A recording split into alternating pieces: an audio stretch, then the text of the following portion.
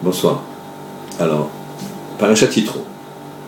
Le premier pasuk, le premier verset est le suivant. Vayishma Yitro, Kohen Midian. Il a entendu Yitro, le prêtre de Midian, Choten Moshe, le beau-père de Moshe. Et Kol Asher Asa Elokim, tout ce qu'il a fait Hachem, les Moshe ou l'Israël, à Moshe ou l'Israël à Moé, au peuple juif, qui otzi Hachem et Israël mi Mitzrayim.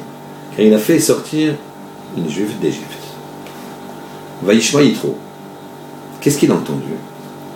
On regarde Rashi qui nous dit Vayishma Yitro, Mashmiya Shama Uba. Quelle est la nouvelle qu'il a entendue, ou les nouvelles qu'il a entendues pour venir et donc se convertir, adhérer au projet de la Torah? Kriyat Yamsouf ou Milchemet Amalek. Donc l'ouverture de la mer d'Éjon, de la mer Rouge, et la guerre d'Amalek. Très bien. On peut se poser une question.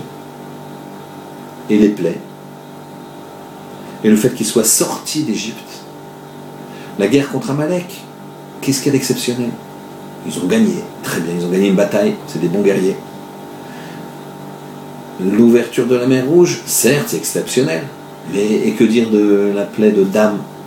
Que dire de Barad, le sang, Barad, la glace mêlée avec du feu, et tout ça, ça fonctionne. En fait, ici, il y a une idée commune, qui s'appelle Mida Keneged Mida, mesure pour mesure. Là, il a vu qu'il y avait un réel libre arbitre, et qu'on avait des événements en fonction des actions qu'on faisait. Exemple, dans la Kriyat Yamsouf, il y a eu quoi? Il y a plusieurs termes que la Torah emploie par rapport à la noyade des Égyptiens.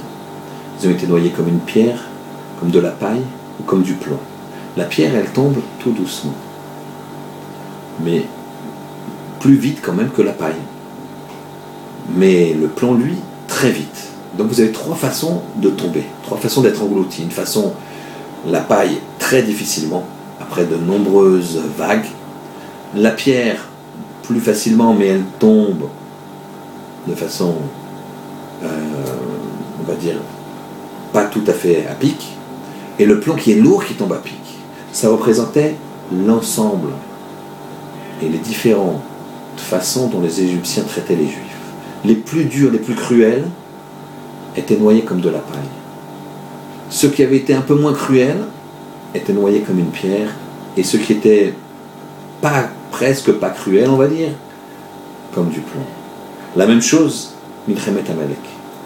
La guerre contre Amalek, c'est quoi?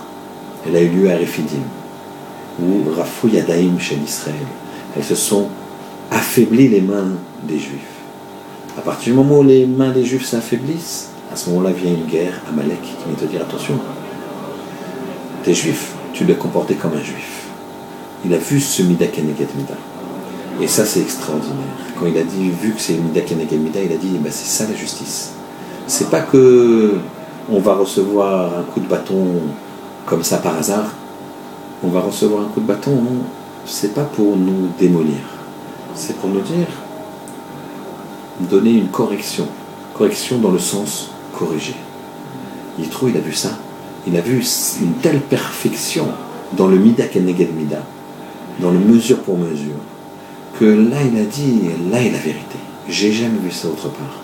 C'est pour ça que Vayishma Yitro, ce qu'il a convaincu, Kriyat Yamsouf, où il a vu un Mida Keneged Mida parfait, ou Milchemet Amalek, où il a vu un Mida Keneged Mida également parfait dans cette fois-ci pas dans la relation négative égyptienne, mais dans la relation positive que les Juifs ils ont avec Akadosh Baruch Hu.